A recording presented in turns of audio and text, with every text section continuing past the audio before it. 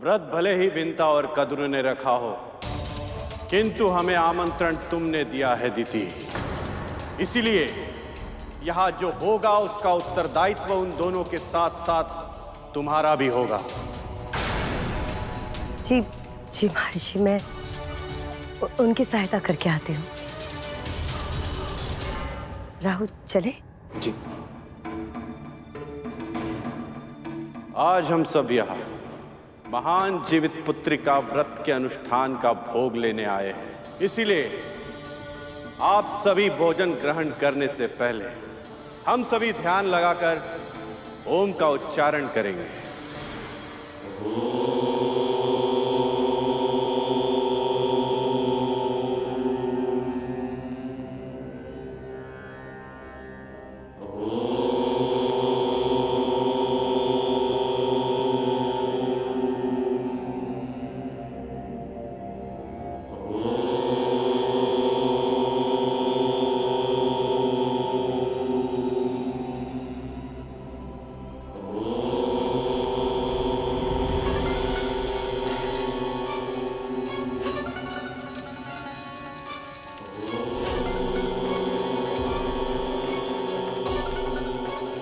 ये गरुड़ कहाँ रह गया?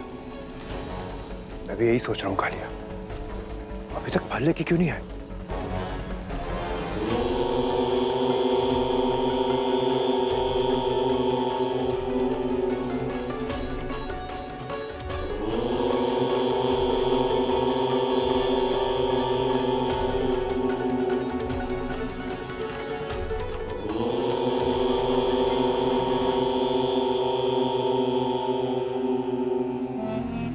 जब ये महर्षि आवेश में आकर अपनी पत्नी को वृक्ष बना सकते हैं, तो सोचो राहुल, क्रोध में आकर ये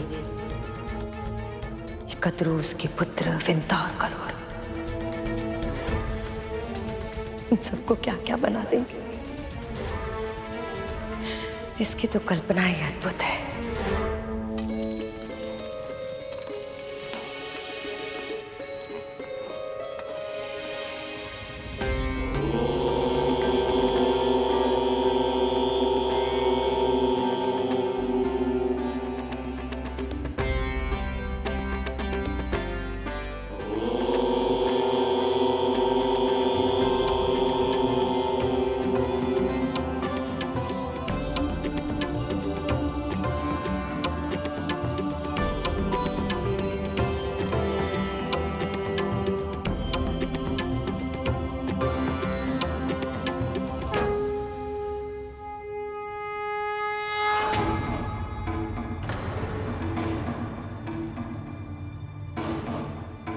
कुछ भोजन भी मिलेगा या ऐसे ही लौटना पड़ेगा? बस अभी आया महर्षि। सब लोग भोजन के लिए आसन ग्रहण कर चुके हैं। हमारे पास 1 सहस्त्र तो क्या 100 लोगों के लिए भी पर्याप्त भोजन नहीं है। जीवित पुत्र का व्रत के भोग में सबसे अधिक आवश्यक है मरुए की रोटी और नूनी का साग, और ये दोनों ही वस्तुएं बहुत सीमित मात्रा में है। अब क्या होगा माँ? अब क्या, इतने कम समय में और कहीं से प्रबंध किया भी नहीं जा सकता। हाँ, कोई ना कोई उपाय तो अवश्य होगा जो केवल आप कर सकती है। मैंने देखा है आपके हाथों में चमत्कार करने की क्षमता है। माँ, मुझे जब भी भूख लगती थी आप कैसे भी करके कोई ना कोई उपाय से मेरे लिए कुछ बना देती थी। माँ, कुछ कीजिए ना माँ, आपसे अपेक्षा है।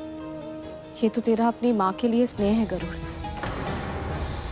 तभी तुझे लगता है कि मैं करती हूँ, पर करने वाली तो केवल माँ अन्नपूर्णा है। अन्न की देवी हैं वो।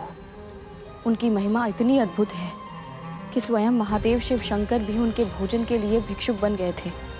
इसलिए मुझे पूरा विश्वास है, यदि हम पूरे मन से माँ अन्नपूर्णा का ध्यान करें, उनसे प्रार्थना करें, तो हमें हमारे प्रयासों का फल अवश्य मिलेगा। ये सब करने से हमारी समस्या का समाधान कैसे होगा वो मैं नहीं जानती, किंतु हाँ, माँ अन्नपूर्णा अन्न की देवी है। मैं प्रार्थना अवश्य करूंगी उनसे।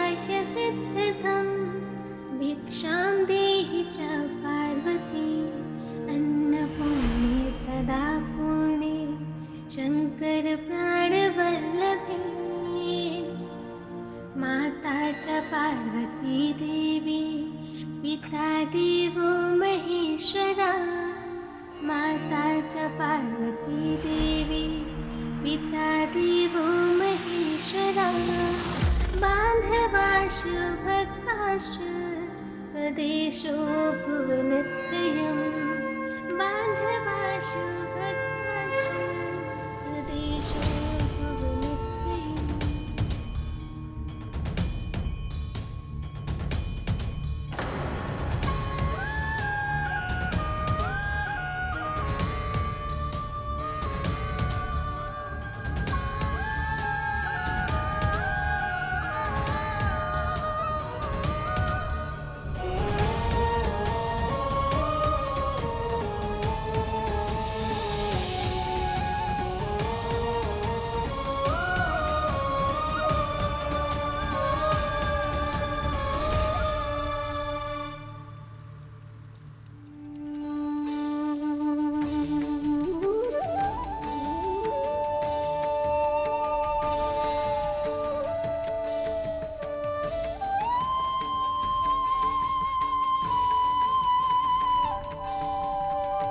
ये प्रसाद ऐसे क्यों रखा है?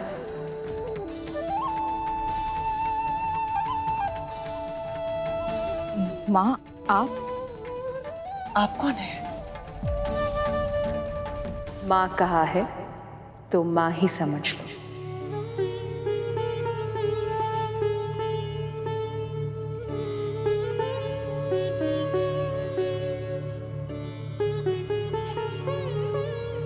इस प्रसाद को अब खुला मत छोड़ो और इस पत्तों को पूरी तरह हटाए बिना इस करछी से प्रसाद बांटना आरंभ करो। क्या सोच रही हो?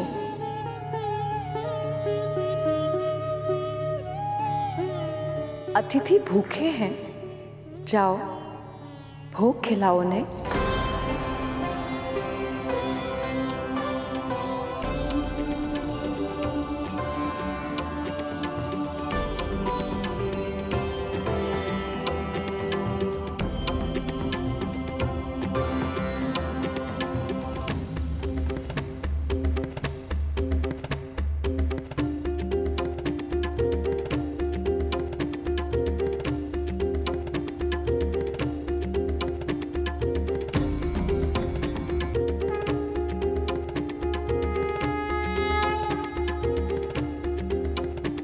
जल्द ही भोग का खाना कम पड़ने लगेगा और क्रोध में आकर ऋषि दुर्वासा इन्हें श्राप दे देंगे।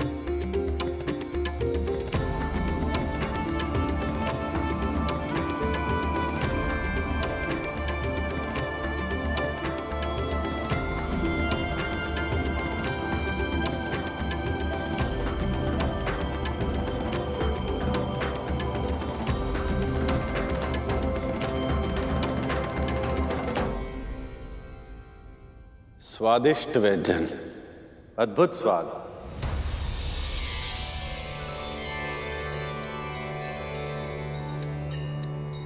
और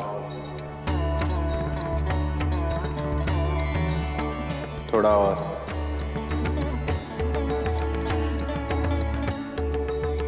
जिस क्रोध की आंधी की आशंका थी वो शीतल विहार में बदल गई।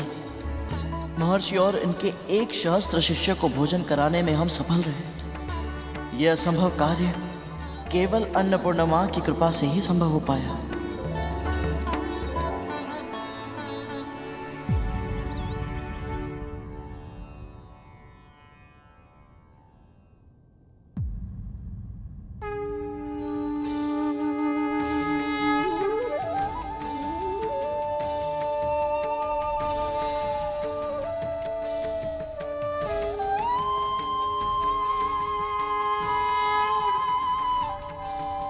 मां अन्नपूर्णा अब स्वयं आई और हमारे बनाए भोजन को अपना आशीर्वाद दिया। आपकी सदा ही जय हो।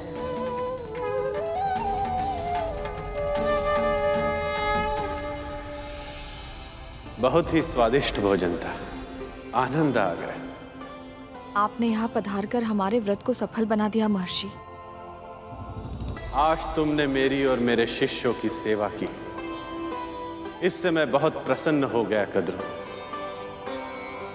शिव शंभु ने चाहा तो तुम्हारे पुत्रों के कष्टों का निवारण शीघ्र ही होगा।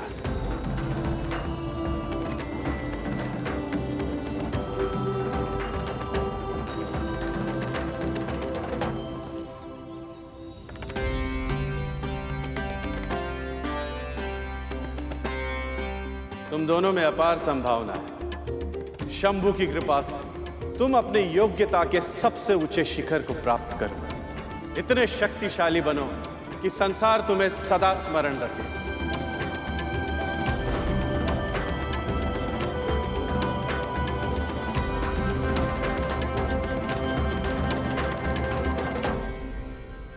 तेरे मन में मुझे एक ही इच्छा दिखाई दे रही है बालक।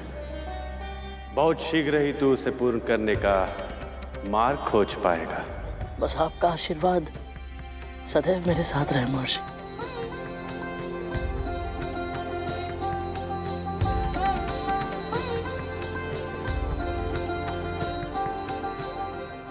मुझे आमंत्रित करने के पीछे भले ही तुम्हारी नीयत अच्छी नहीं थी, पर मुझे तुम्हारे कारण ऐसा भोजन करने का सौभाग्य मिला जिसे स्वयं मां अन्नपूर्णा का वरदान मिला था।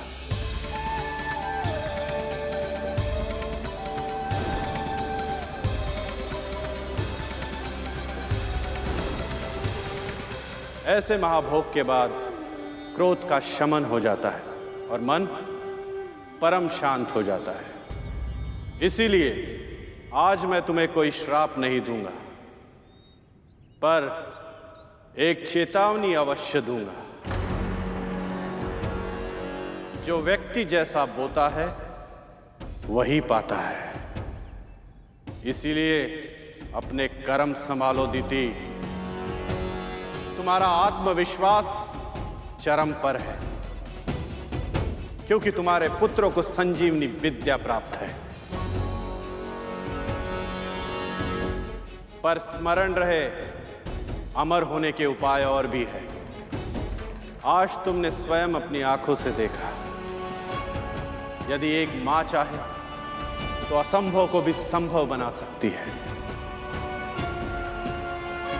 और अदिति कब से तपस्या कर रही है और शीघ्र ही उसे उसकी तपस्या का फल मिलेगा।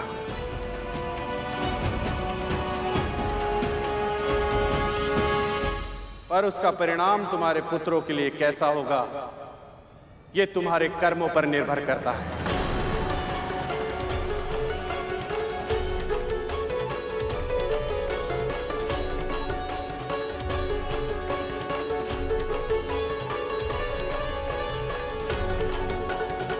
महर्षि ने श्राप भले ही ना दिया हो, पर चिंता अवश्य दी थी।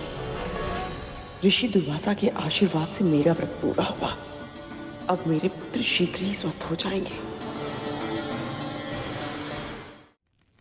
तब तो धूमर, शिशु नंदी, भूत नंदी, सब लोग उठो।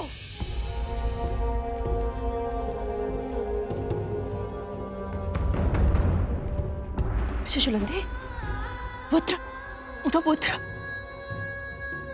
धूमल, धूमल उठ भाई, धूमल उठ। आंखें खोलो अपनी। सुनते क्यों नहीं हो? देखो हमें। पुत्र, पुत्र, उठ जाओ।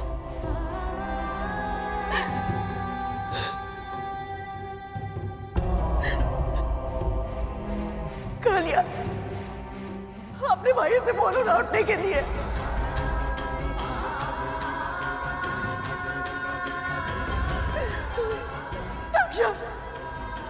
अपने भाइयों को उठाओ ना। तुम्हारी माँ यहाँ पे आई है, उठा जाओ। विद्या, विद्या, मेरे पुत्रों से कहो ना उठे। ये महारानी कद्रू का आदेश है, उठा जाओ।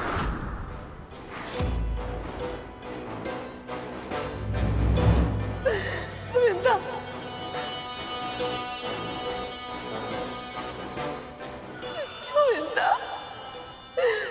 महर्षि दुर्वासा के आशीर्वाद से तेरे पुत्र को तो असीम शक्तियां मिल गई थी, फिर उनका आशीर्वाद मेरे पुत्र में फलीभूत क्यों नहीं हो रहा है? मैंने अपना व्रत, भोग, आचार, विचार, व्यवहार सब नियम के अनुसार किया। कई ऐसे अवसर आए जब मैं क्रोधित हो सकती थी, अनुचित व्यवहार कर सकती थी, किसी के मन को दुखा सकती थी। मैंने अपने ऊपर संयम रखा मिलता, फिर भी मेरे पुत्र स्वस्थ नहीं हो रहे। क्यों मिलता, क्यों? बोलो ना, उनको उठने के लिए उठ जाए। बोलो बोलो मिलता, बोलो।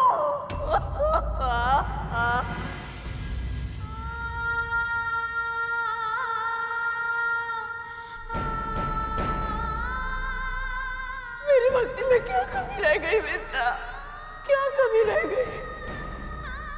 नारायण मुझसे क्यों रुष्ट हो गए मिलता, क्यों रुष्ट हो गए?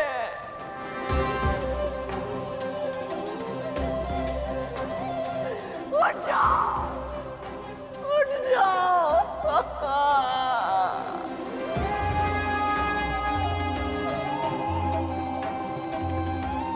अब हम क्या करें माँ?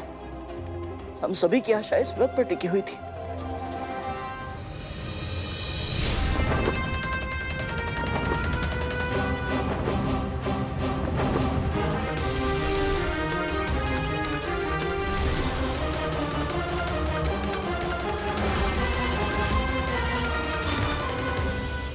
पर अब तो जाओ, निकल जाओ।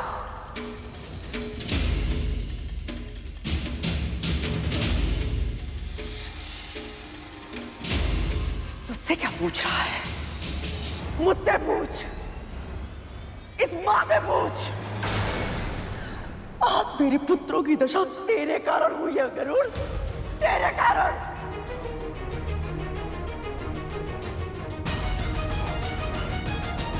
यदि मेरे पुत्रों के प्राण चले गए, उनकी हत्या का पाप तुझ पे लगेगा। जीव हत्या का ऐसा महापाप है जो सैकड़ों वर्षों तक प्रायश्चित करने के बाद भी नहीं उतरता। और तू तो प्रायश्चित कर भी नहीं पाएगा। तू अपनी मां को संसार का सारा सुख देना चाहता था ना? यदि आज के बाद मेरे पुत्रों ने मुझे मां कहकर नहीं पुकारा, तो तेरी मां के जीवन में दुखों के अतिरिक्त कुछ नहीं बचेगा।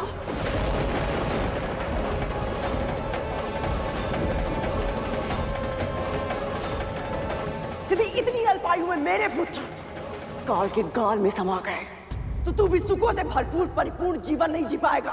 तेरी मां का, तेरे भाई का, तेरा, तुम सबका अस्तित्व इस संसार से नष्ट हो जाएगा। गृहस्थ जीवन और उसके सुख जो तेरी रेखाओं में है ना, वो सदैव सदैव के लिए मिट जाएंगी। तेरी पक्षी प्रजाति सदैव सदैव के लिए समाप्त हो जाएगी। ये इस मां का श्राप है।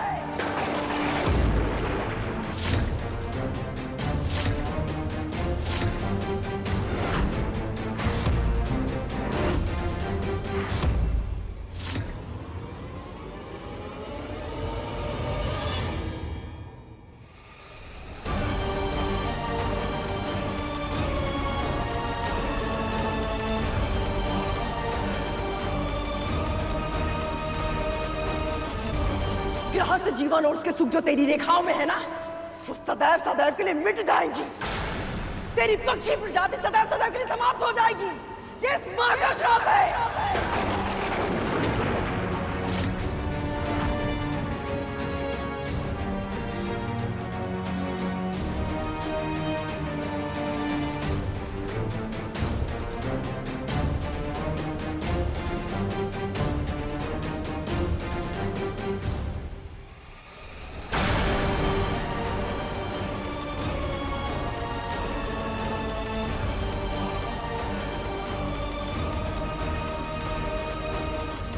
तेरी पक्षी प्रजाति सदैव सदैव के लिए समाप्त हो जाएगी। ये इस मां का श्राप है।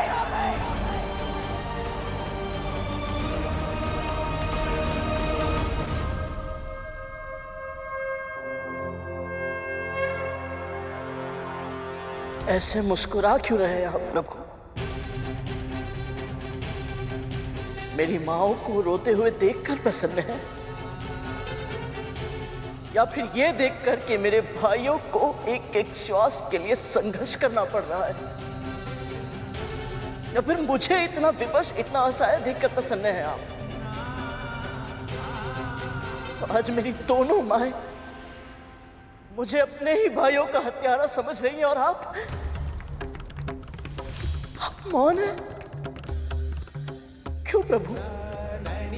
आपकी बनाई इस धरती पर, आपके द्वारा संचालित संसार में जो कुछ हो रहा है उसे देखकर शांत कैसे रह सकते हैं आप?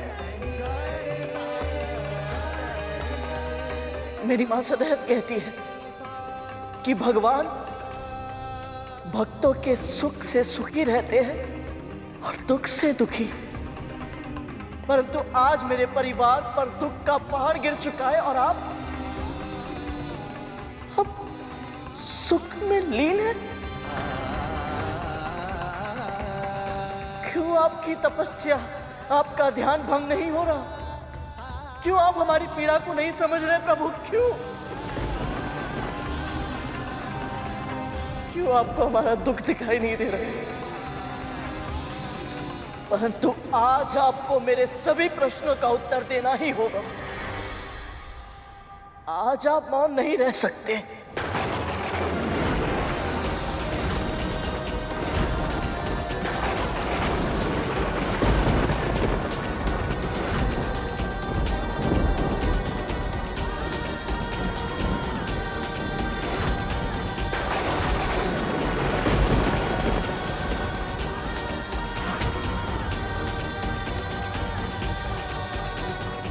मेरी मां ने सदैव आपकी ही भक्ति की है प्रभु, और वो सदैव यही कहती है जहां सत्य होता है ईश्वर भी वही विद्यमान होते हैं। इसलिए आज आपको मेरे सत्य को उजागर करने आना ही होगा प्रभु, आना ही होगा आपको।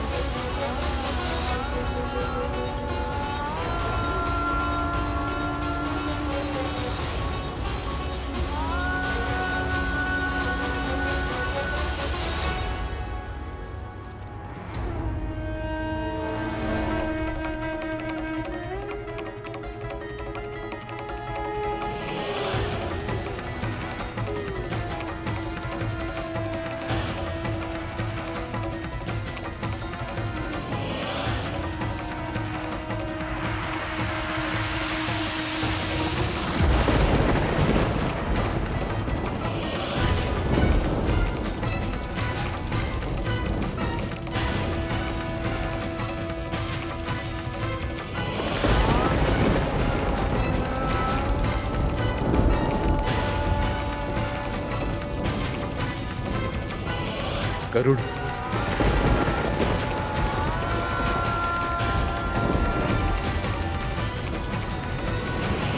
गरुड़,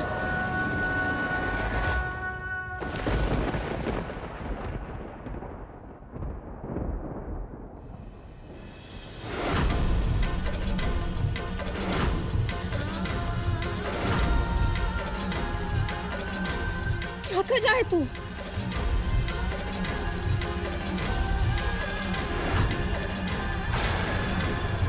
गरुड़, स्वयं को कष्ट देने से क्या होगा? तेरा हाथ जलने से तेरे नाग भाइयों के घाव भर जाएंगे।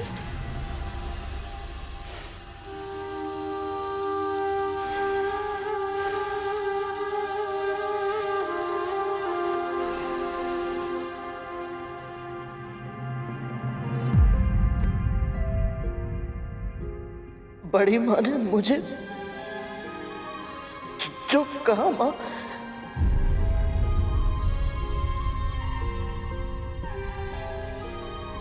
चुप हो जा पुत्र, चुप हो जा।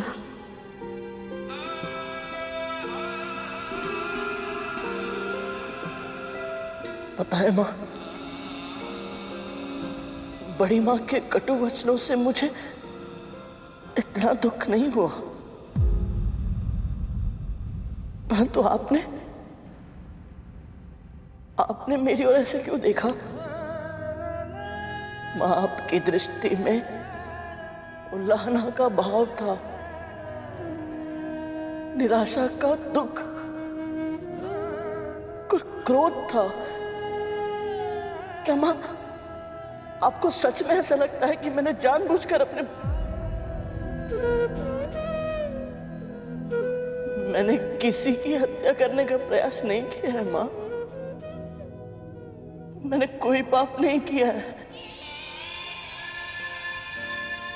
तेरी माँ तुझे अच्छी तरह जानती है।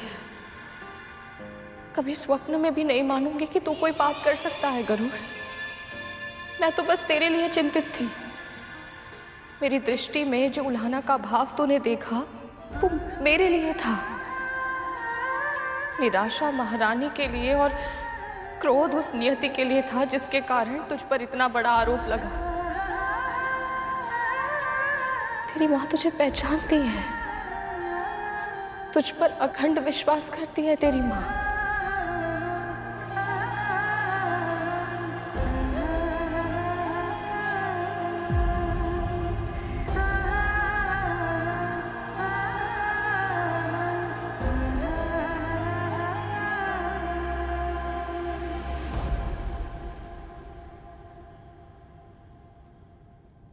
आप ऐसा नहीं कर सकते प्रभु। जानती हूं मैं, वरदान देने से पहले आप सदैव अपने भक्तों की परीक्षा लेते हैं ताकि उस प्रक्रिया के माध्यम से हम स्वयं को आपके आशीर्वाद योग्य बना पाए। पर एक मां की इतनी बड़ी परीक्षा तो आप भी नहीं ले सकते। यह अधिकार आपको भी नहीं है नारायण।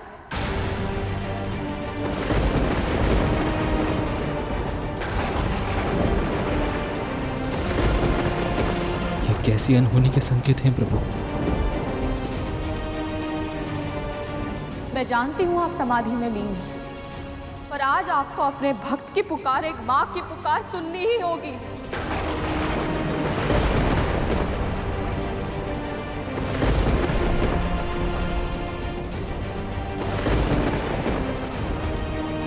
मैंने और मेरे पुत्र ने मन से, वचन से, कर्म से कभी किसी का अहित नहीं किया, और इसका साक्षी और कोई हो ना हो आप स्वयं है नारायण।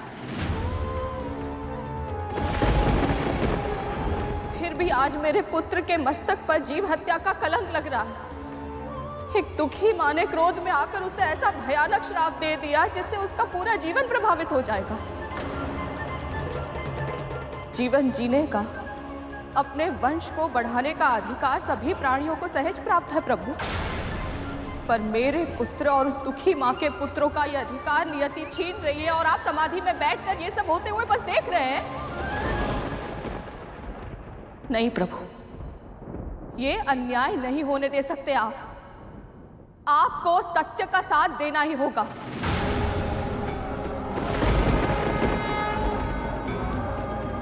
मेरा पुत्र निर्दोष है, ये सिद्ध करना ही होगा आपको।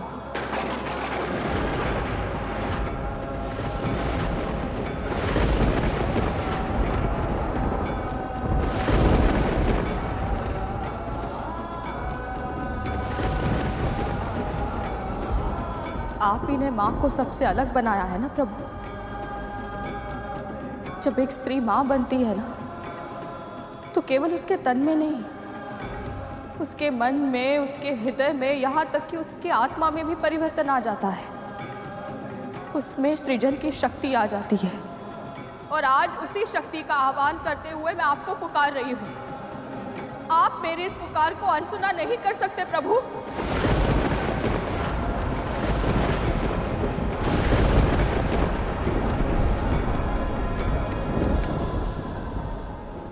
जब किसी बालक को चोट लगती है ना, तो उसके मुंह से सबसे पहले जो शब्द निकलता है वो मां होता है,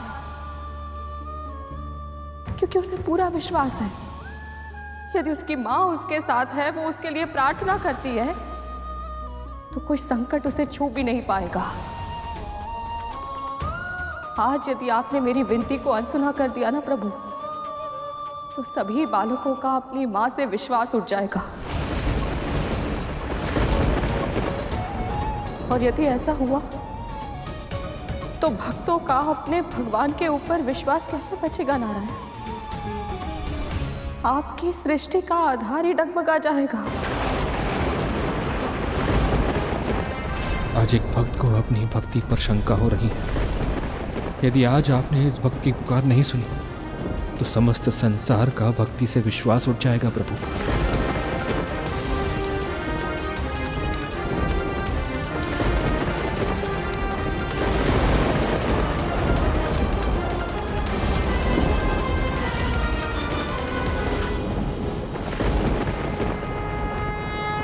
प्रभु, मेरी माँ, मेरी गुरु, आपकी महान भक्त आपको पुकार रही है।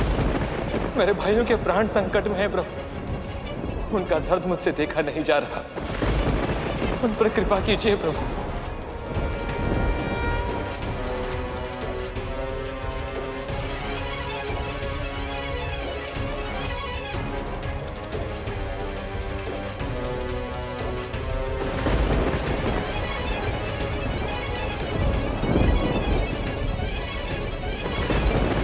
अब तो कृपा कीजिए प्रभु।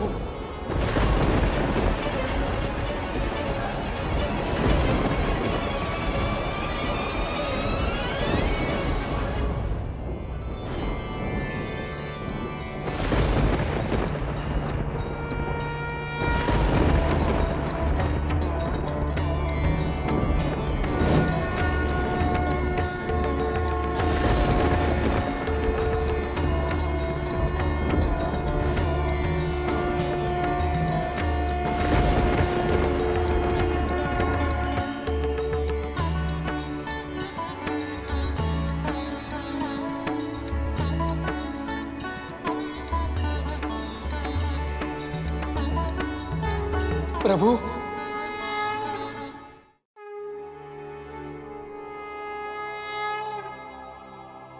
शेषनाग, मैं तुम्हारी श्रद्धा और धैर्य से बहुत प्रसन्न हूं।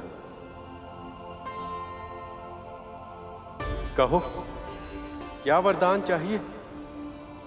आपके मुख से मेरा नाम सुन के ही मैं धन्य हो गया प्रभु।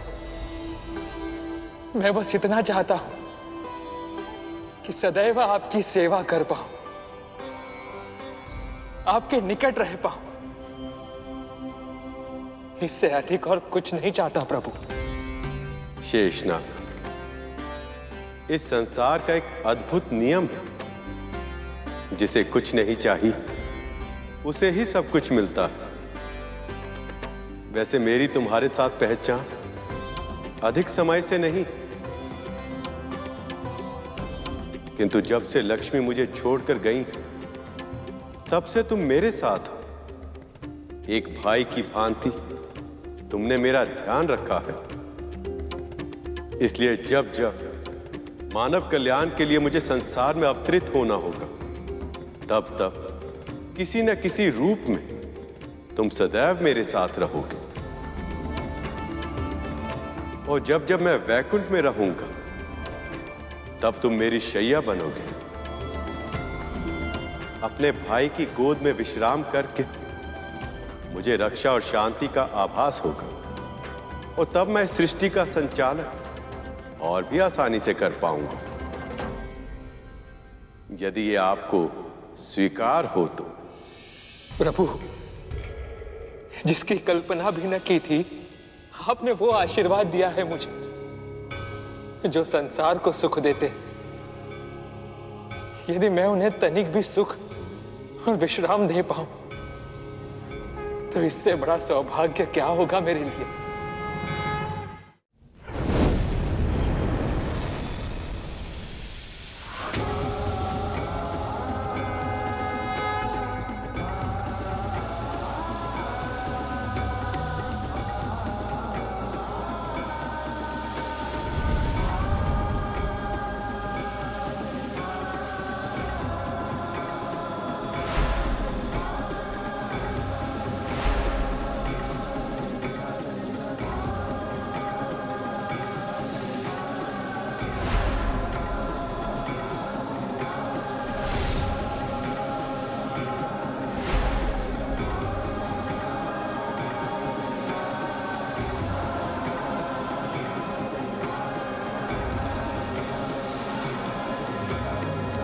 शेषनाग, तुम मेरी शैया तो बन गए, किंतु तुम्हारा हृदय इतनी तीव्र गति से धड़क रहा है कि मैं विश्राम नहीं कर पा रहा हूं। बताओ, तुम्हारा हृदय इतना विचलित क्यों है?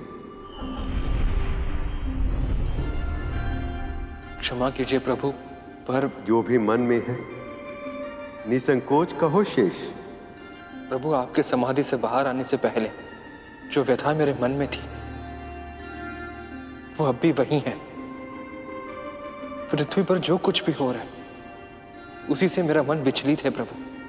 तुम मेरा आसन तो बन गए, किंतु माया के जाल से अब भी जकड़े हुए हो शेष। सारा संसार छोड़ दिया, पर मां तो संसार से ऊपर होती है ना प्रभु। मेरी मां कद्रू ने क्रोध में आकर मेरे भाई गरुड़ को इतना बड़ा श्राप दे दिया कि मैं कुछ सोच ही नहीं पा रहा हूं कि किसके लिए दुखी हूं। उस मां के लिए जो अपनी आंखों के सामने अपने पुत्रों को प्राण गंवाते हुए देख रही है, या उस भाई और विमाता के लिए जो निर्दोष होते हुए भी इतना अन्याय सहने के लिए विवश है। तुम्हारी पीड़ा उचित है शेष। बताओ, मन में इच्छा क्या है? मेरे भाइयों के कष्टों का निवारण कीजिए प्रभु। उन्हें जीवन दान दे दीजिए ताकि मां कद्रू का श्राप सार्थक न हो पाए और गरुड़ और विमाता विंता का भी उद्धार हो जाए।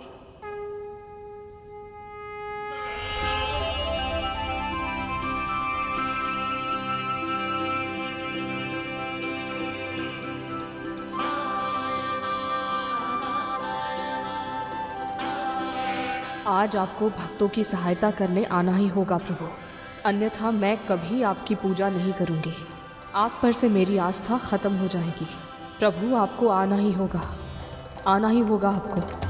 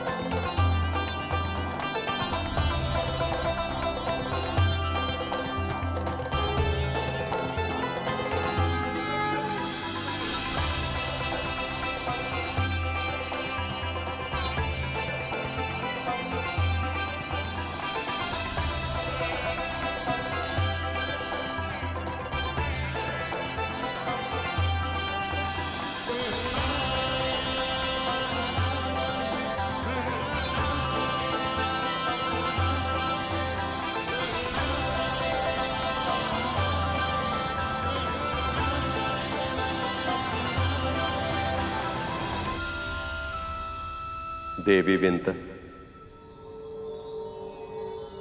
आपने सही कहा था। सृजन की शक्ति होने के कारण इस सृष्टि में एक मां का स्थान ईश्वर से भी ऊंचा होता है। जब एक मां पुकारती है तो ईश्वर को भी आना पड़ता है।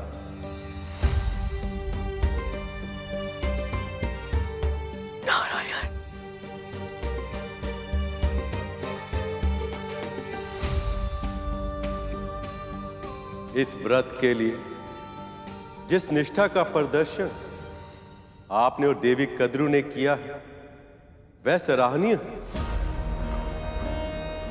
और आप दोनों ने मुझे भोग देकर अपने इस व्रत को संपूर्ण नहीं किया और इसीलिए अब तक मैं आपको दर्शन नहीं दे पा रहा था।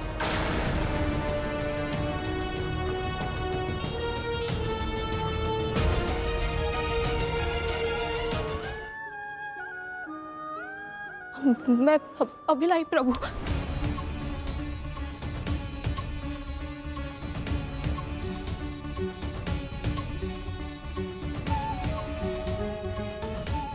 लीजिए प्रभु।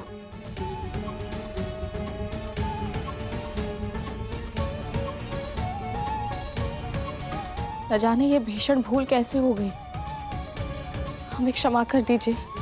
ममता के आवेग में हुई भूल नहीं कहलाती। मैं तो वैसे ही प्रेम का भूखा हूं, जिस प्रेम और अधिकार से आपने और आपके पुत्र ने अपने मन की बातें मुझसे कही हैं। मेरा मन तो उसी से भर आया है। देवी कद्रू, आप दोनों का व्रत सफल हुआ। अब आपको इसका फल मिलेगा। आपकी इच्छा अवश्य पूरी होगी। उठिए, आंखें खोलिए कद्रूनंदन, आंखें खोलिए कद्रूनंदन, आंखें खोलिए कद्रूनंदन, आंखें खोलिए कद्रूनंदन।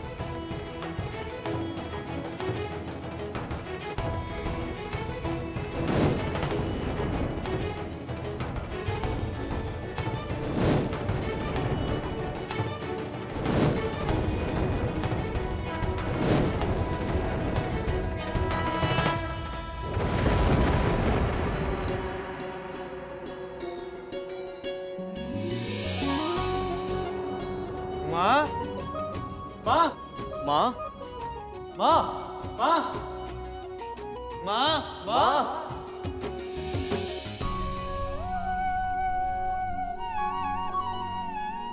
मेरे पुत्र,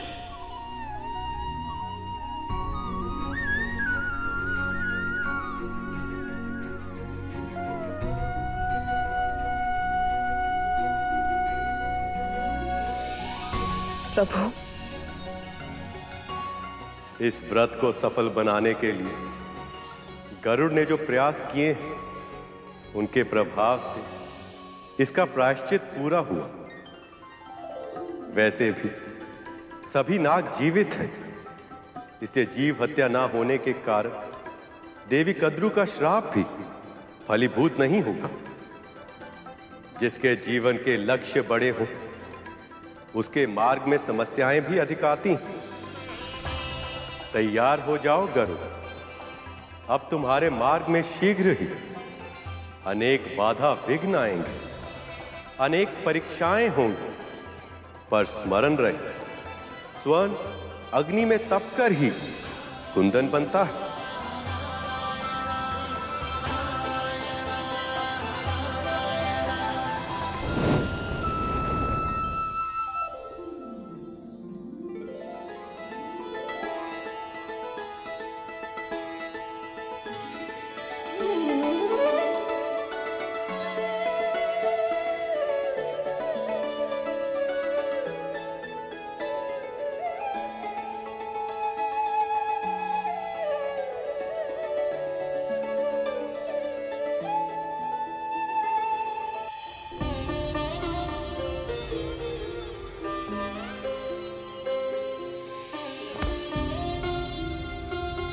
तुम सब स्वस्थ हो।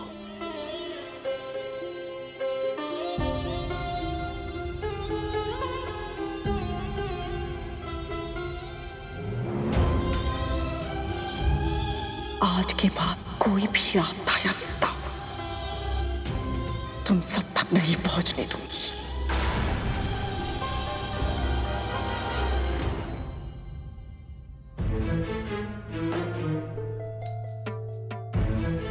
दीर्घायु।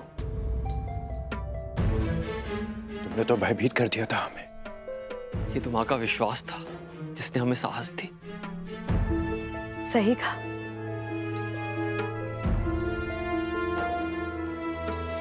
कद्रू, जितना कठिन तुम्हारा व्रत था उतनी ही निष्ठा से निभाया तुमने।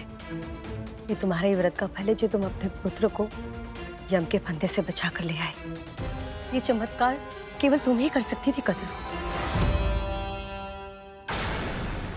यम के फंदे से? दीदी माँ, ये आप क्या कह रही हैं? हाँ माँ, पल भर पहले तो हम गरुड़ के साथ सूर्य लोक जा रहे थे और दूसरे पल हमें भगवान विष्णु का स्वर सुनाई दिया। तुम सब बहुत भाग्यशाली हो जो तुम्हें कद्रू जैसी माँ मिली है।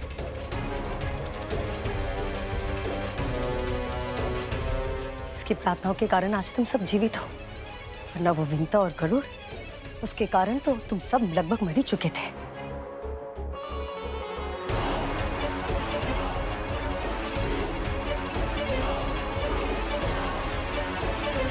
मुझसे छुपाकर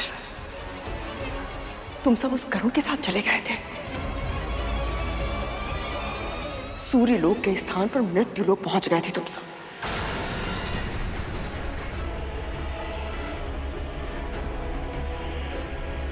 इस बार तो मैंने तुम सबको सुरक्षित कर लिया, किंतु अगली बार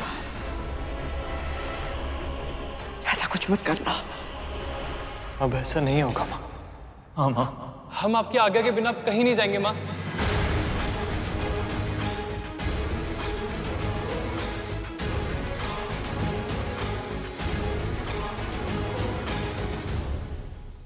ये तो अनुचित है प्रभु। कद्रू माँ भी जानती हैं कि विंता माँ और गरुड़ के बिना नाग भाइयों का जीवित रहना असंभव था। फिर भी उनके स्वभाव में कृतज्ञता है, कृतज्ञता नहीं। ऐसा आभास होता है जैसे विंता माँ और गरुड़ की अच्छाइयों को पूरी तरह नकार दिया है इन्होंने। और दूसरी ओर विंता माँ और गरुड़ भी विचित्र है। जीवित पुत्री का व्रत को सफल बनाने के लिए कितना कुछ किया है उन्होंने, और ये दोनों उसका श्रेय भी नहीं ले रहे। जानते हो ऐसा क्यों है शेष? क्योंकि कद्रू के मन में अभिमान और स्वार्थ के भाव प्रबल है, जबकि विंता और गरुड़ के मन में भक्ति और परोपकार के भावों की प्रधानता है। जब कोई पाप करता है तो उसे लगता है कि उसे कोई नहीं देख रहा, पर मैं देख रहा होता हूं। इसी तरह पुण्य करते समय भी जब कोई ये सोचे कि कोई उसे देख रहा है या नहीं, तब भी मैं उसे देख रहा होता हूं। विश्वास करो शेष, अपने अपने कर्मों का फल हम सबको भोगना पड़ता है। प्रभु, आपने गरुड़ से कहा था कि उसके जीवन के लक्ष्य बड़े, इसीलिए उसके सामने समस्याएं भी बड़ी आएंगी। किंतु आप किस लक्ष्य की ओर संकेत कर रहे थे? जब से असुरों को गुरु शुक्राचार्य के माध्यम से संजीवनी विद्या प्राप्त हुई है, तब से वह निर्भय हो गए। आपकी महाकठिन तपस्या से मैं प्रसन्न हुआ ऋषि भार्गव। केवल एक ही वरदान चाहिए मुझे, वृत्त संजीवनी विद्या। स्वर्ग प्राप्त कर लेने के बाद भी उन्होंने देवताओं को सताना, उनका शोषण करना नहीं छोड़ा। देवता भी उनके भय से छुपने पर विवश हो गए हैं। ऋषि मुनियों की तपस्या में, उनके दैनिक कार्यों में व्यवधान आ रहा है, और श्री लक्ष्मी के समुद्र के भीतर समा जाने के कारण पृथ्वी पर अव्यवस्था फैल गई है। पर अब इस अव्यवस्था को दूर करने का समय आ गया। अब पृथ्वी पर पुनः मुझे संतुलन स्थापित करना होगा, और इसके लिए मित्र और शत्रुओं को साथ लाना होगा। विरोधियों को एक दूसरे की सहायता करने के लिए प्रोत्साहित करना होगा। अब मुझे कुछ ऐसा करना होगा शेष, जो इस संसार ने आज तक ना देखा हो और ना ही सुना हो। मेरी इस योजना में गरुड़ एक बहुत ही महत्वपूर्ण भूमिका निभाएगा, पर ऐसा करना उसके लिए आसान नहीं होगा। प्रभु, ऐसा क्या करने वाले हैं आप? जानता हूं तुम्हारे मन में बहुत सारे प्रश्न हैं शेष। उन सभी के उत्तर तुम्हें सही समय आने पर मिलेंगे, पर अभी मुझे जाना होगा। एक मां बहुत लंबे समय से मेरी प्रतीक्षा कर रही हैं। ओम नमो नारायणाय नमः। ओम नमो नारायणाय नमः। ओम नमो नारायणाय नमः। आपकी तपस्या सफल हुई देवी अदिति।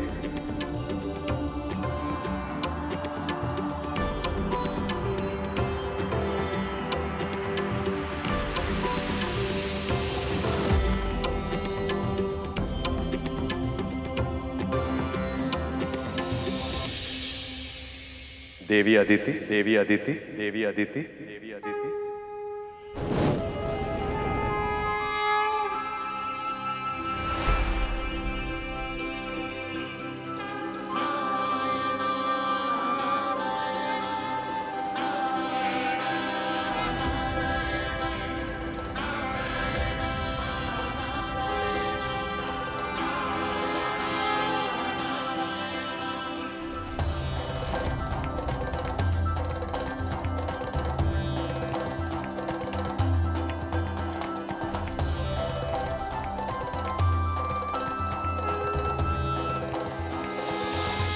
रहे। अब इन आंसुओं को पहुंचने का समय आ गया है। आपने ये भीषण तपस्या अपने पुत्रों की प्राण रक्षा के लिए, उन्हें सामर्थ्यवान बनाने के लिए और उनका खोया हुआ सम्मान उन्हें लौटाने के लिए की। पर यह तब तक संभव नहीं जब तक देवी लक्ष्मी वापस लौट नहीं आती।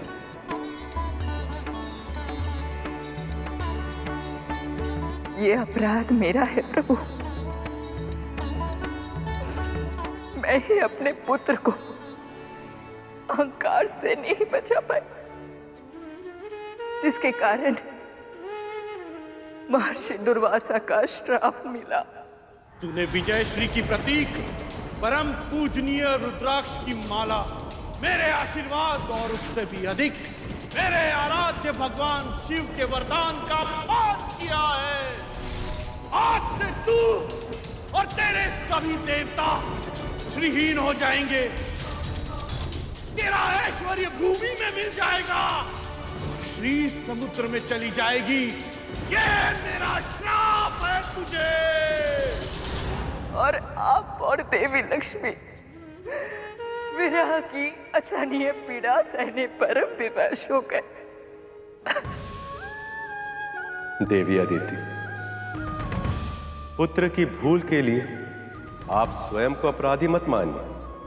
आप भली भांति जानती हैं कि प्रत्येक व्यक्ति अपने कर्मों के लिए स्वयं उत्तरदायी होता है। मैं आपकी तपस्या से प्रसन्न हूं और इसीलिए आपके पुत्रों के कष्टों के निवारण के लिए मेरे पास एक उपाय है, जिससे न केवल देवताओं का खोया हुआ मान सम्मान वैभव लौट आएगा, अपितु इस संसार में श्री भी लौट आएंगे। अब आप मेरा ये संदेश अपने पुत्रों को दें कि वह शीघ्र अतिशीघ्र मुझसे आकर भेंट करें। उनका कल्याण होगा। आपका कोटि कोटि धन्यवाद।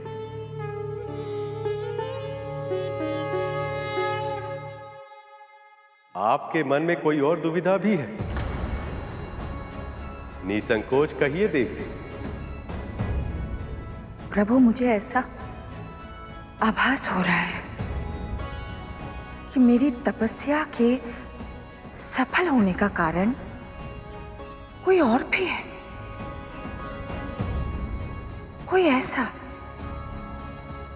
जो मेरी रक्षा कर रहा था।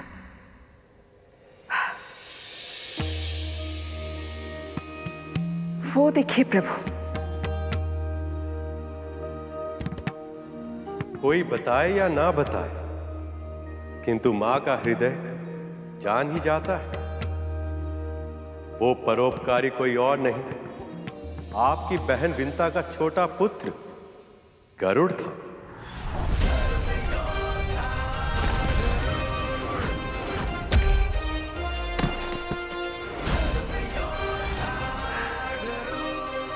गरुड़? उसने अपने हित का विचार किए बिना असुरों के आक्रमण से आपकी रक्षा की। भविष्य में भी आपके पुत्रों की सफलता के लिए उसका साथ आवश्यक होगा।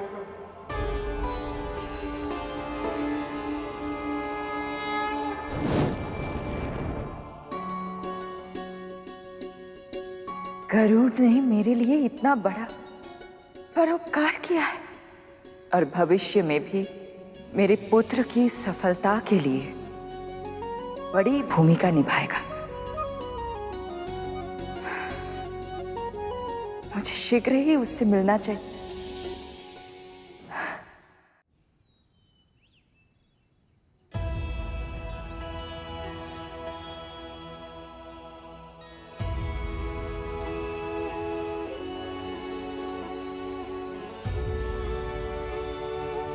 माँ, प्रभु विष्णु ने कहा था अब मेरे मार्ग में अनेक बाधा विघ्न आएंगे, अनेक परीक्षाएं देनी होंगी मुझे। इसका अर्थ क्या हो सकता है माँ? प्रभु विष्णु की लीला तो वो ही जाने। मैं तो बस इतना जानती हूँ, उन्होंने ये भी कहा था कि स्वर्ण अग्नि में तपकर कुंदन बनता है। ये तेरे लिए संकेत है गरुड़, तुझे भी कठिनाइयों की अग्नि में तपकर कुंदन बनना है।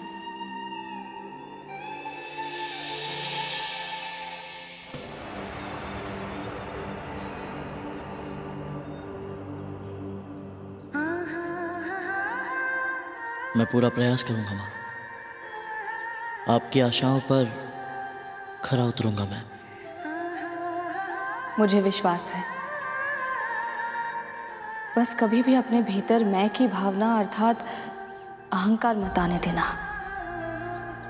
सदैव यही मानना कि जो हो रहा है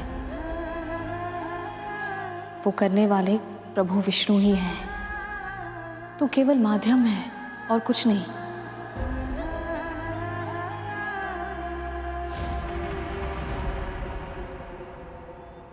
विंता, कहां मर गई तू? तू और तेरा पुत्र, तुम दोनों मेरे पुत्रों का भूखा मारोगे क्या? भोजन की व्यवस्था करो। अब पता चलेगा गरुड़ और विंता को अपना असली स्थान। एक दास चाहे कुछ भी कर, वो दास ही रहता है।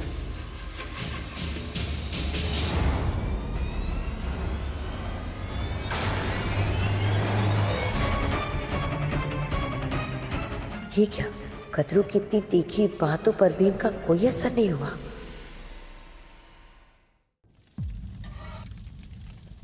विंता जी, राजकुमार और साग मांग रहे हैं। हाँ, दोबारा बना दिया है, वहां रखा है।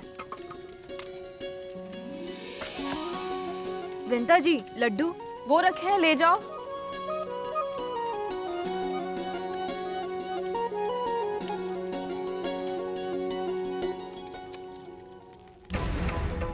छोटा सा कार्य करने में इतना समय।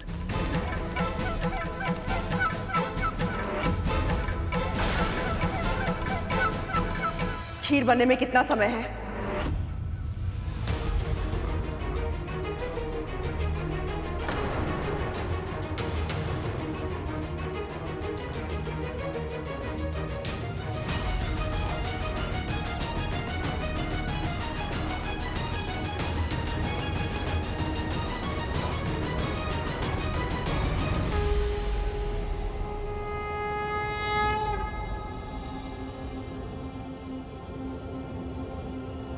बस तुम्हारी खीर की प्रतीक्षा है विंता।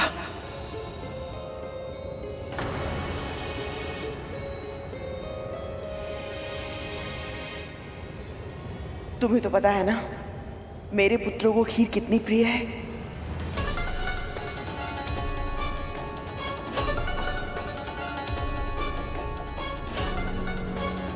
कदरू का तो स्वर ही बदल गया। ऐसा क्या हो गया पल भर में?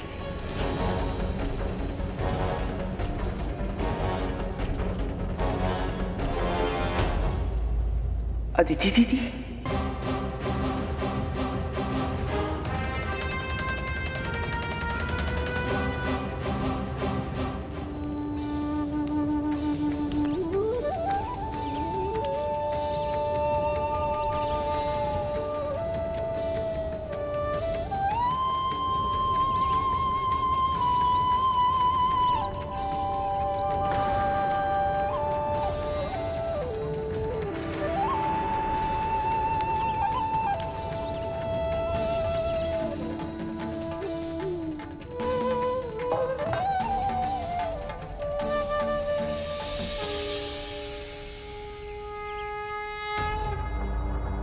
इनके चेहरे की मुस्कुराहट बता रही है कि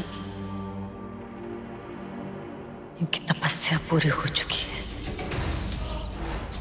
अन्य असुरों के साथ मैंने भी इन पर आक्रमण किया था। यदि गरुड़ ने इन्हें बता दिया कि मैं यहीं पर हूं तो कहीं ऐसा ना हो कि ये मुझे श्राप देकर भस्म कर दे। नहीं, नहीं, ऐसा नहीं हो सकता।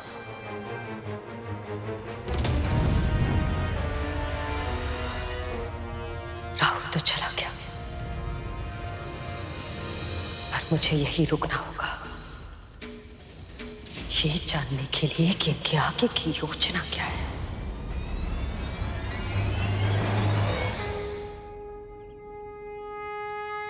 कल्याण हो।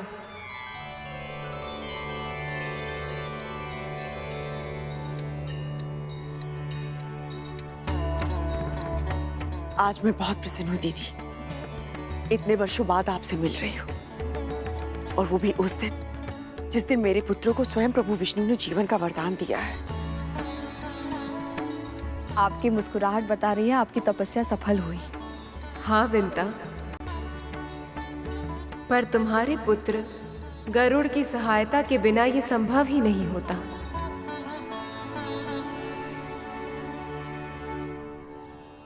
कहाँ है वो? माँ,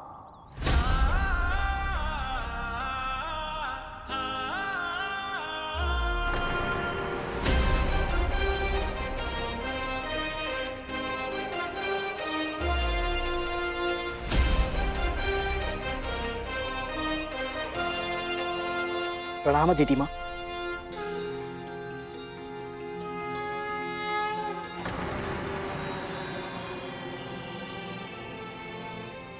जब मैंने आपको पहली बार देखा था, आप गहन तपस्या में लीन थे।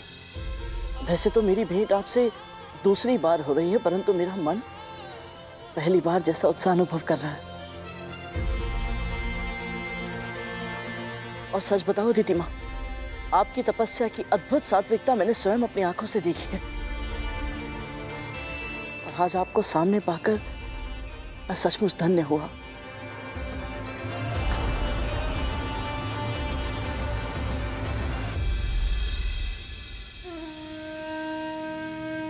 दासत्व का धागा अवश्य कद्रू ने गरुड़ को भी दास बनाया होगा।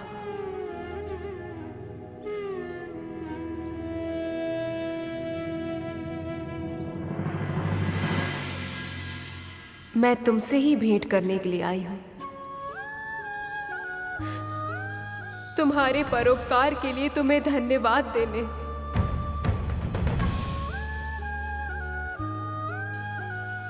आप पुत्र भी कह रही हैं और धन्यवाद भी दे रही हैं। मैंने कुछ नहीं किया दीदी माँ, जो भी हुआ है बस प्रभु विष्णु की इच्छा से ही हुआ है। और सत्य तो ये है कि मुझे आपको धन्यवाद कहना चाहिए, क्योंकि आपके दर्शन करने के बाद ही दीदी माँ के माध्यम से मुझे अपनी माँ के दासत्व के बारे में सब कुछ पता चला।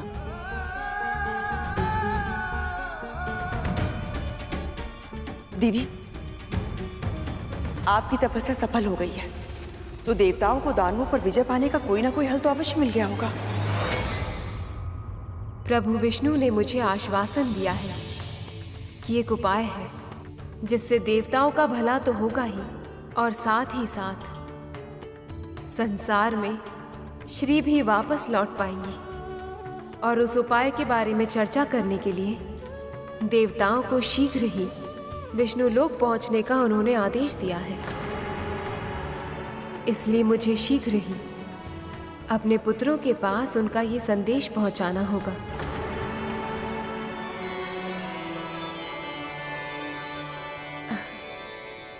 विंता, तुम्हारा पुत्र शक्तिशाली तो है ही, और इसका अनुभव मैं पहले ही कर चुकी हूँ।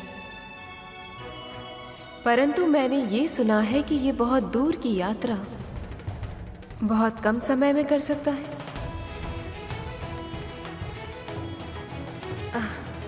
इसलिए यदि तुम्हारी अनुमति हो तो मैं अपने पुत्रों तक पहुँचने के लिए इसे अपने साथ ले जाना चाहती हूँ।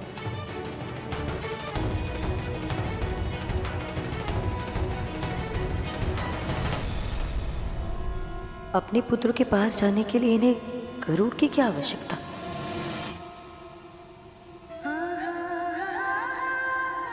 आपकी सेवा करना गरुड़ और मेरे लिए सौभाग्य होगा दीदी। पर क्या?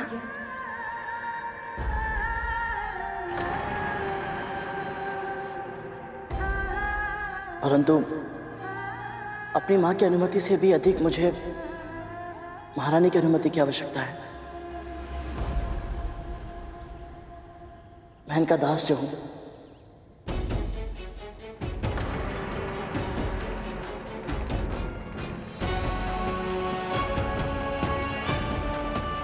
तुम्हारा सेवक यदि कुछ समय के लिए मेरी सहायता करे तो तुम्हें कोई आपत्ति तो नहीं है ना?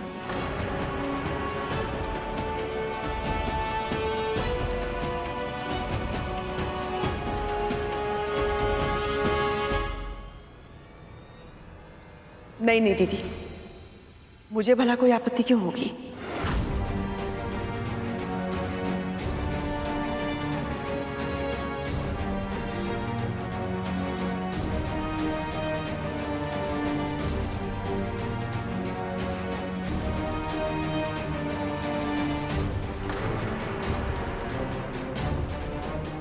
कदरू, तुम ये ठीक नहीं कर रहे हो। माँ, अधिक श्रम मत कीजिएगा और अधिक चिंता भी नहीं। समय पर भोजन कर लीजिएगा, जल पीना मत भूलिएगा और विश्राम कर लेना माँ, क्योंकि आपने अभी अभी कठिन व्रत रखा है और मेरे यहाँ से जाने के बाद आपका ध्यान रखने वाला कोई होगा भी नहीं। अब बस भी कर दे। मेरी बातों को परिहास में मत लीजिए। आप वचन दीजिए माँ कि आप अपना ध्यान रखेंगे, अन्यथा मेरा पूरा ध्यान केवल आप पर ही होगा और मैं अदिति माँ और देवताओं की सहायता नहीं कर पाऊंगा। दीजिए वचन। हाँ हाँ, वचन देती हूँ। कुछ अधिक बड़ा नहीं हो गया है तू? मुझे निर्देश दे रहा है? मैं तेरी माँ हूँ कि तू मेरी माँ है? हाँ, बातों में मत उलझाइए। आपने वचन दिया है, अब इसका पालन करना पड़ेगा आपको। करूँगी पालन, अवश्य करूँगी। ध्यान रखूंगी मैं अपना, और तू भी अपना ध्यान रखना।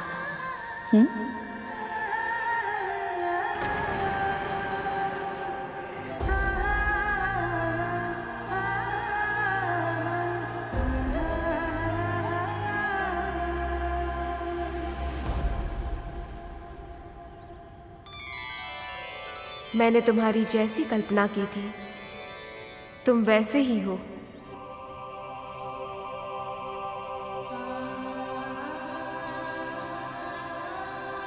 मैं जानती हूं कि तुम अपनी मां के लिए अत्यंत चिंतित हो,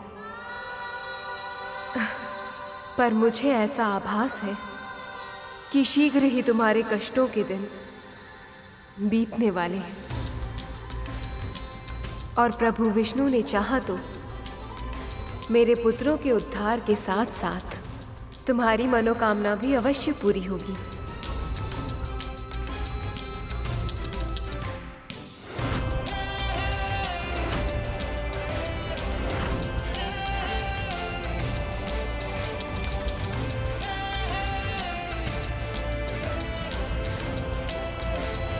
आज्ञा दीजिए माँ।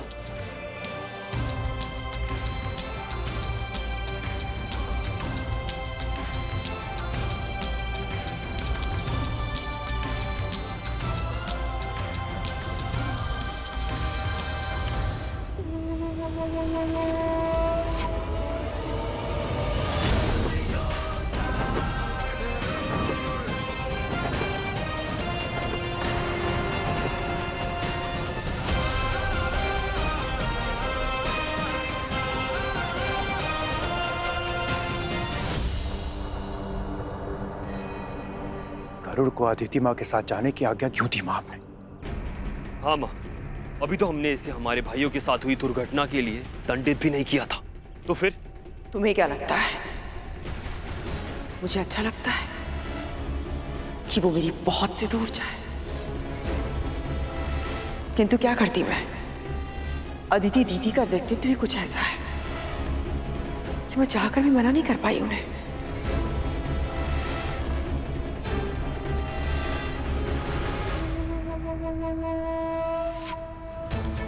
कर तो मैं भी कुछ नहीं पाई अदिति दीदी के सामने, पर अब मैं शांत नहीं बैठ सकती।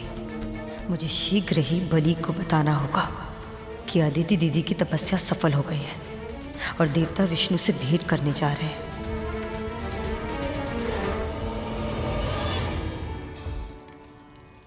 दिन पर दिन मैं निराश होता जा रहा हूं। कब तक हम इस प्रकार छुप छुप के अपना जीवन जीते रहेंगे?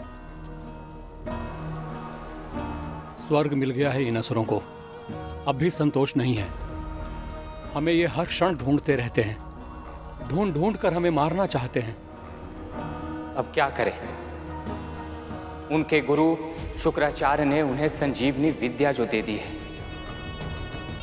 अब उन्हें मृत्यु से भय नहीं लगता। और इन सब का कारण मैं हूं।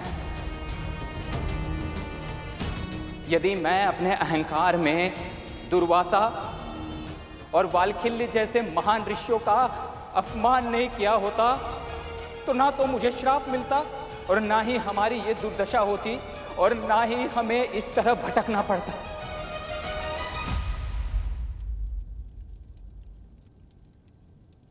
और अब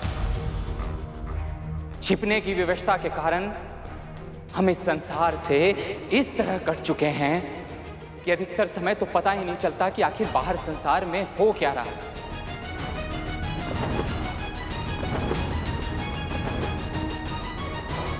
ये ध्वनि कैसी है?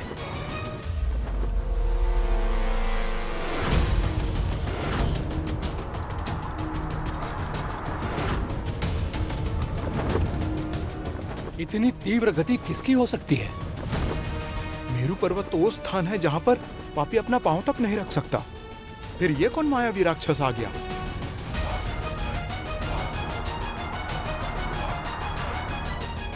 बलि ने स्वर्ग पर अधिकार कर लिया है और अब तो नारायण ही जाने कि ये किन किन शक्तियों को इकट्ठा कर चुका है और किस किस को अपना सहयोगी बना चुका है।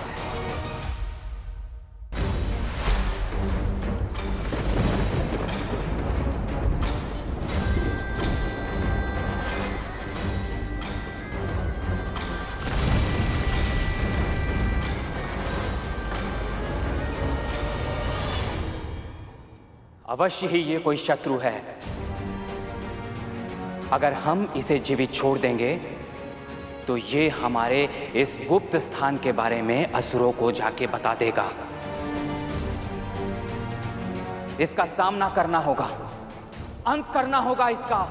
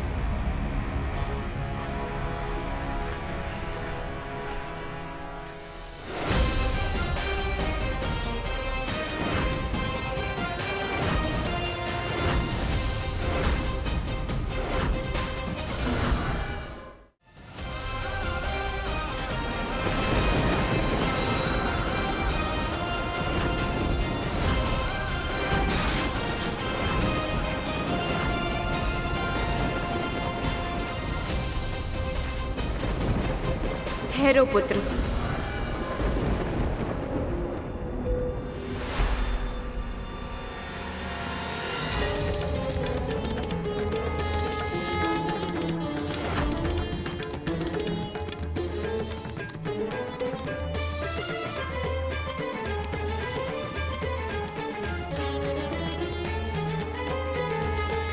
प्रसन्न भव, विजयी भव।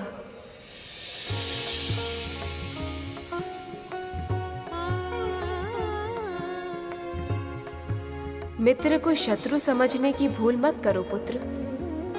प्रतिद्वंदी नहीं है ये, रक्षक है। मेरी रक्षा और मेरी तपस्या की रक्षा इसी ने की है। अन्यथा वज्रांग की पूरी सेना ने तो कोशिश की थी मेरी तपस्या भंग करने की। पूरी असुर सेना पर विजय पाने वाला ये महापराक्रमी योद्धा तुम्हारी विमाता विंता का दूसरा पुत्र है, गरुड़।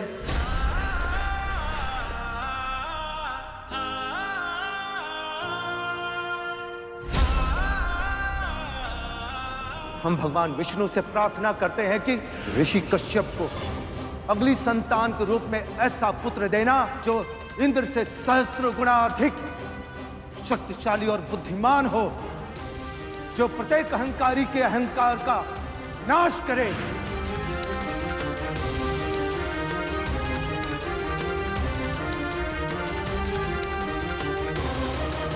आप सभी को मेरा सादर प्रणाम।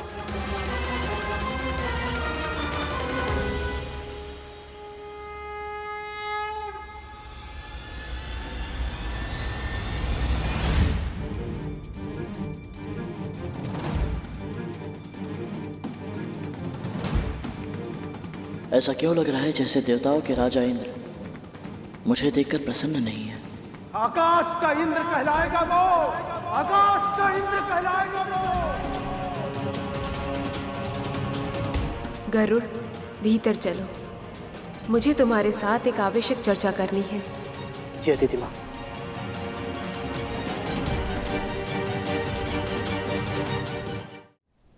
प्रभु, गरुड़ के कारण ही मां अदिति की तपस्या पूरी हो पाई है, वे सुरक्षित रह पाई हैं। फिर भी देवराज इंद्र गरुड़ को शत्रुता की दृष्टि से क्यों देख रहे हैं? क्योंकि ईर्ष्या की भावना ही विषैली होती है शेष। वो व्यक्ति की बुद्धि को भ्रष्ट कर देती है और मन की अन्य भावनाओं को नष्ट कर देती है। पर ईर्ष्या के जाल में फंसने वाले इंद्र अकेले नहीं, तुम्हारी मां कद्रू भी ऐसी ही।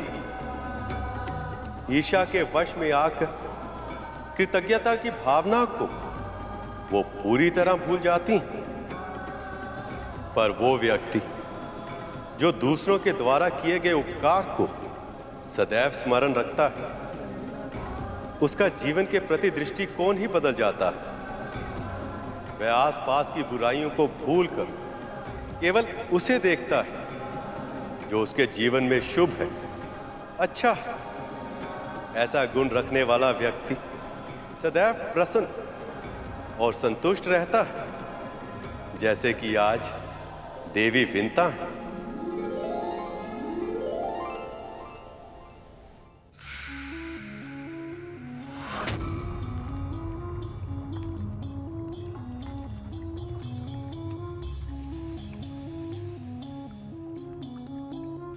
उपटन में महुआ मिला है क्या?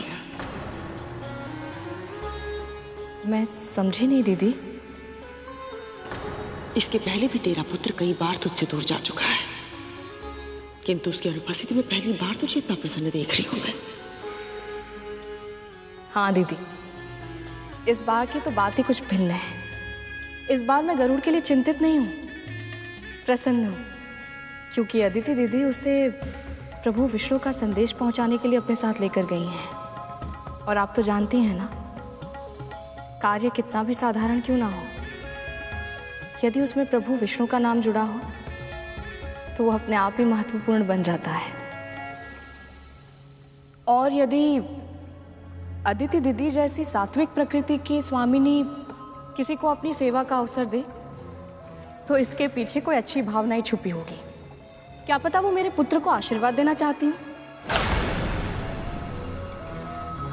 अभी भी आशीर्वादों की कमी है तेरे पुत्र को? आज तक जो मिले वो पर्याप्त नहीं है क्या?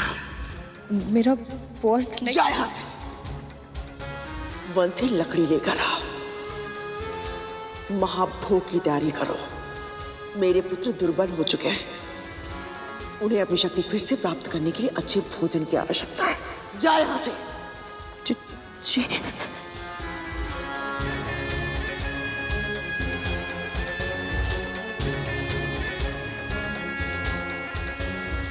समय आ गया है,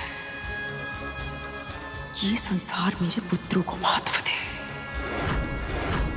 उन्हें वो सम्मान दे जिसकी वो योग्य है। और अब इस कार्य को संभव बनाने के लिए मैं कुछ भी करूंगी।